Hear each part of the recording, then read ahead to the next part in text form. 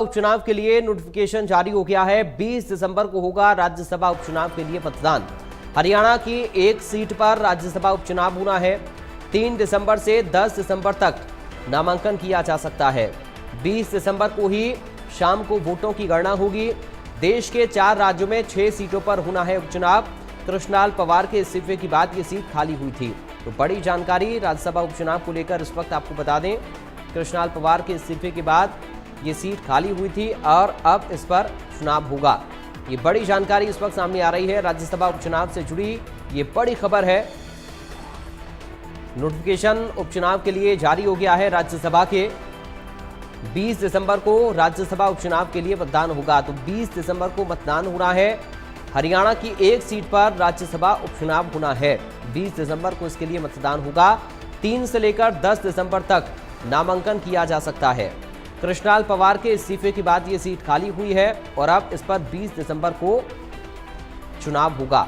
तो बड़ी जानकारी इस वक्त आपको दे रहे हैं। राज्यसभा उपचुनाव के लिए नोटिफिकेशन जारी हो चुका है। 20 दिसंबर को राज्यसभा उपचुनाव के लिए मतदान होना है। हरियाणा की एक सीट पर राज्यसभा उपचुनाव पर मतदान होना है। 3 से 10 दिसंबर तक नामांकन किया जा सकता है। कृष्णलाल पवार के इस्तीफे के बाद ये सीट खाली हुई थी और अब इस पर 20 दिसंबर को मतदान होगा। तो बड़ी खबर इस वक्त सामने आ रही है। राज्यसभा उपचुनाव के लिए नोटिफिकेशन जारी हो चुका है। 20 दिसंबर को होना है राज्यसभा का उपचुनाव। हरियाणा की एक सीट पर यह उपचुनाव राज्यसभा के लिए होगा। 3 दिसंबर से लेकर 10 दिसंबर तक का वक्त होगा। नामांकन भर सकते हैं उम्मीदवार। कृष्णलाल पवार के इस्तीफे के बाद ये सीट खाली हुई है और अब इस सीट पर 20 तारीख को मतदान होना है। दीपक शर्मा ब्यूरो चीफ इस वक्त हमारे साथ फोन लाइन पर जुड़ गए हैं अधिक जानकारी के लिए। दीपक, क्या अपडेट मिल रहा है अभी राज्यसभा के उपचुनाव को लेकर? जी बिल्कुल, अगर बात करें भारत के अगर बात करें तकरीबन ऐसे 4 राज्यों की अलग अलग 6 ऐसी सीटें थी जिन पर जो राज्यसभा के सांसद थे उन्होंने किन्हीं कारणों की वजह से इस्तीफा दे दिया था और उनके बाद से ये 6 सीटें खाली थी, जिनमें 3 सीटें आंध्र प्रदेश की, एक उड़ीसा की, एक वेस्ट बंगाल की और एक हरियाणा की सीट है। हम हरियाणा की सीट बात करें, जो कृष्णलाल पवार जो कि हरियाणा सरकार में कैबिनेट मिनिस्टर हैं, वो इससे पहले राज्यसभा के सांसद थे, जिनका कार्यकाल अगर बात करें 1 अगस्त 2028 तक का अभी बाकी है।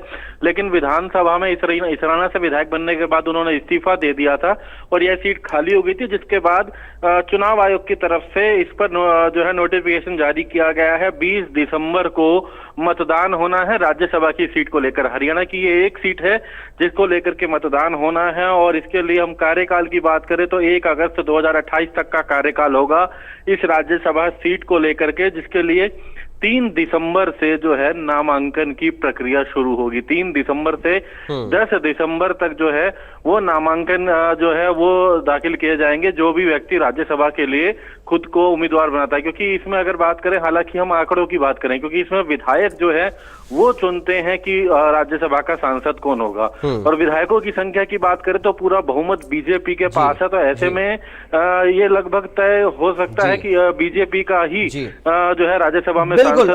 बहुत शुक्रिया आपका दीपक, जानकारी और इस पूरी बातचीत के लिए।